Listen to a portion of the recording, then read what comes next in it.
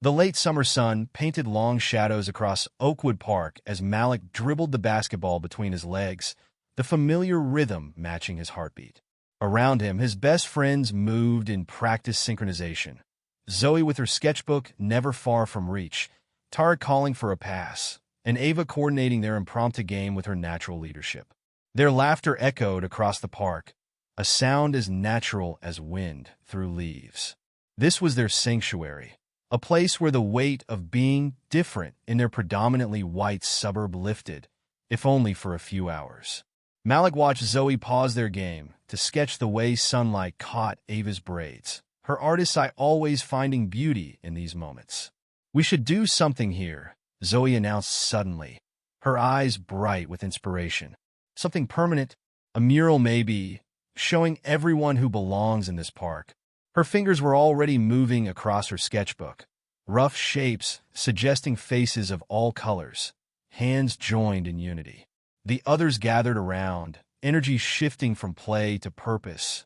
Tariq, whose family had faced discrimination since moving from Pakistan, pointed to blank wall space perfect for their vision. Ava, whose mothers fought daily for acceptance in their conservative neighborhood, suggested themes of family and love. Their planning halted at the sound of heavy footsteps. Mr. Thompson, the self-appointed neighborhood watchdog, approached with thunder in his expression. His house overlooked the park, and he'd made it his mission to maintain standards, code for keeping out anyone who didn't fit his vision of belonging. "This is a family park," he announced, words dripping with implication. "We don't need your kind of activities here." His eyes lingered on Malik's basketball, on Zoe's hijab, on Ava's rainbow wristband, finding fault in every detail that made them who they were. The familiar weight of prejudice settled over them. Malik felt his shoulders tense. Years of his parents' warnings about staying safe, warring with his desire to stand firm. But before he could speak, Ava stepped forward. "Our families are part of this community too, Mr. Thompson," she said, voice steady despite her trembling hands. "We have every right to be here, to play here, to create here." Her courage sparked something in Malik. He moved to stand beside her, followed by Zoe and Tariq. Their unity seemed to unsettle Mr. Thompson, who wasn't used to children meeting his gaze. "We'll see about that," he muttered, retreating but leaving threats hanging in the air like storm clouds. Later, sitting in their usual circle near the old oak tree, they processed what happened. Zoe's sketchbook now showed darker images, faces twisted with hate, walls between people. But Malik noticed something else in her drawings. Bridges crossing those walls, hands reaching across divides. "Maybe," Malik said slowly, "this is exactly why we need to do something. Not just for us, but for every kid who's ever felt they don't belong." Ava nodded, her leadership mode engaging. "A community event. Something big enough that Thompson can't shut it down. Art, music, food, everything that makes our different cultures beautiful." Tariq, usually quiet, spoke up. "My uncle runs a print shop. He could help with flyers." Ideas flowed faster now, fear transforming into determination. They'd grown up hearing stories about civil rights movements, about people who stood up to hate. Now was their chance to write their own chapter in that ongoing story. As the sun set, they made a pact. This park would become more than their sanctuary. It would be a symbol of what their community could become. Mr. Thompson had tried to intimidate them, but he'd only succeeded in planting seeds of revolution in fertile ground. The next few weeks transformed their after-school routine into a campaign headquarters.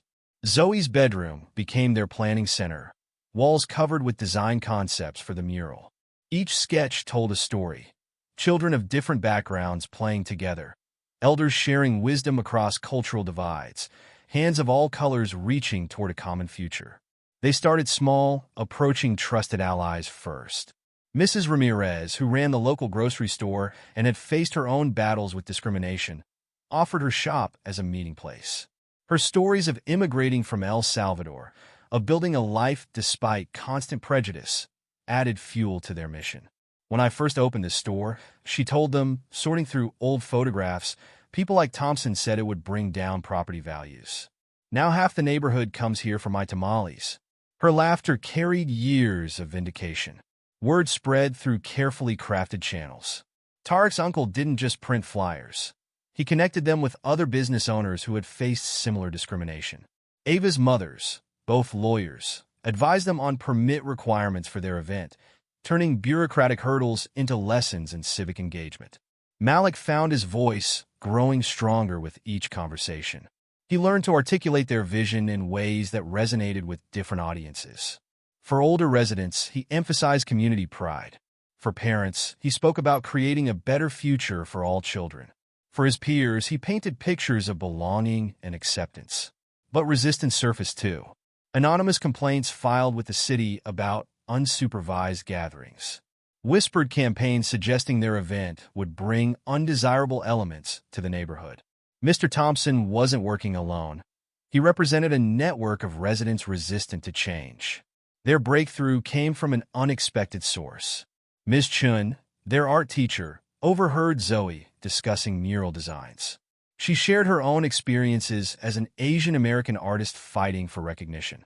More importantly, she offered to sponsor their project officially through the school, providing legitimacy and resources. The momentum built gradually, then suddenly, a local news blog picked up their story. Other students began showing up to planning meetings. Parents offered supplies, skills, and support. What started as 4 friends defending their right to exist in a park was becoming a movement. Even some initial skeptics came around. Mr. Rodriguez, who had always kept his distance, admitted he'd let fear of standing out keep him from embracing his heritage. He offered to cater the event with traditional Mexican dishes, inspiring others to share their cultural foods. Each small victory strengthened their resolve. When Thompson's allies tried to block their permit, community letters of support flooded City Hall. When anonymous vandals tore down their flyers, twice as many appeared the next day. Malik watched their support network grow with a mixture of pride and responsibility. This wasn't just about proving Thompson wrong anymore. It was about showing what community could really mean. The night before their event, they gathered in Mrs. Ramirez's store. The shelves were stocked with supplies, the walls covered with posters. Looking at his friends' determined faces, Malik realized they'd already won something precious. They'd found their collective power. Dawn broke over Oakwood Park to find it already bustling with activity. Volunteers erected canopies, strung lights, and prepared spaces for performances.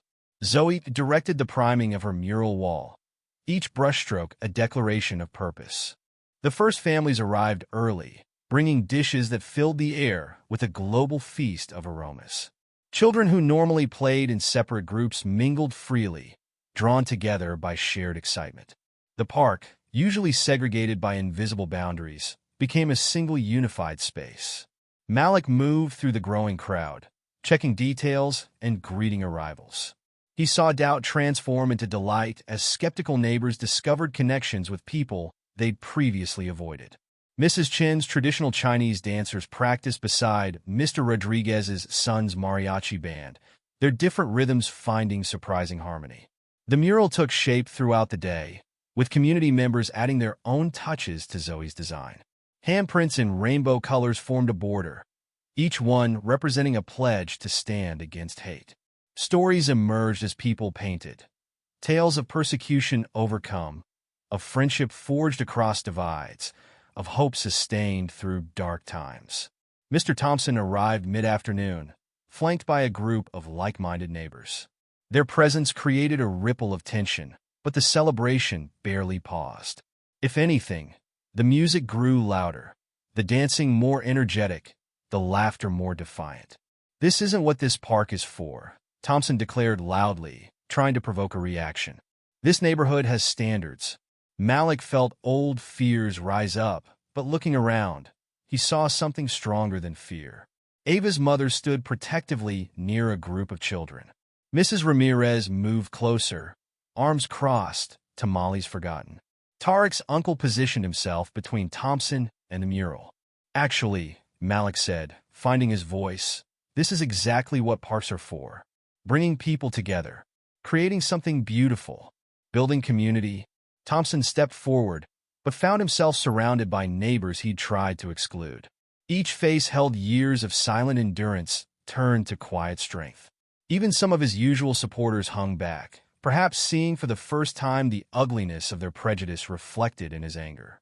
The confrontation might have escalated, but at that moment, the children's choir began to sing. Their voices, carrying songs from a dozen cultural traditions, filled the park with undeniable beauty. Thompson's words died in his throat as his granddaughter, who he hadn't noticed attending, joined the chorus. Time seemed to pause as music bridged divides that words could not cross. Even Thompson's expression shifted, confusion replacing anger as he watched his granddaughter embrace friends of all colors.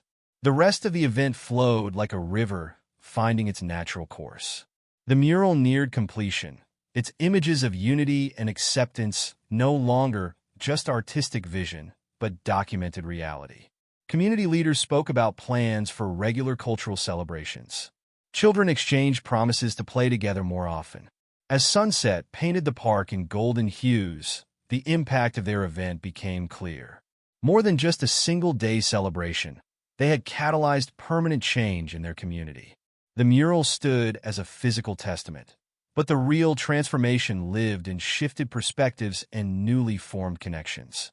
Mr. Thompson's granddaughter became a regular at their after-school gatherings, eventually bringing her grandfather to watch her play. Though he never openly admitted his prejudices, his silence turned from hostile to thoughtful. Small steps, but significant ones. The park itself evolved. Where invisible boundaries had once divided spaces by unspoken rules of race and class, new patterns of integration emerged. The basketball court hosted pickup games with players of all backgrounds. Cultural celebrations became monthly traditions, each one building on the last. Malik and his friends found their roles expanding beyond their original vision. Schools invited them to speak about community organizing. Other neighborhoods sought advice on starting similar programs. Their stories spread through social media, inspiring young activists across the country. Zoe's artistic career blossomed.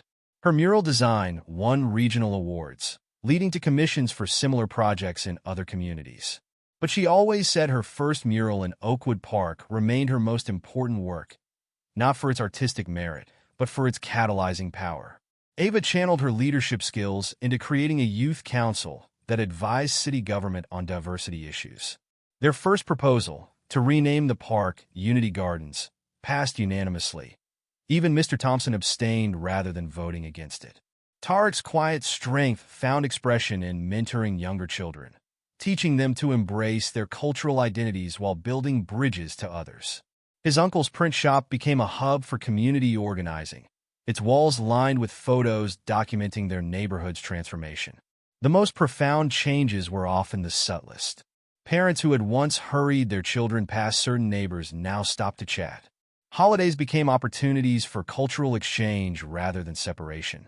The fear that had kept people isolated slowly dissolved in the face of genuine connection. Mrs. Ramirez expanded her store to include international foods requested by her increasingly diverse customer base. She hired neighborhood teens, creating a space where different languages and traditions mixed naturally. Her tamales remained famous, but now they shared shelf space with samosas, dumplings, and other global delights. 5 years after their first event, Malik stood in the park watching a new generation of children play.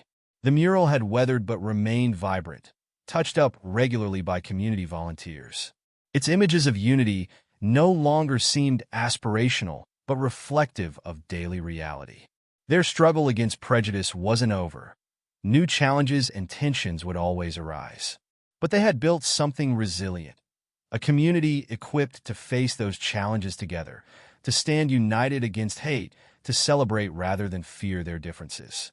The park had become more than a physical space. It was a testament to the power of young voices raised against injustice, of art created in defiance of fear, of community forged across divides. Most importantly, it was proof that change, though difficult, was always possible when people dared to imagine and work for a better world.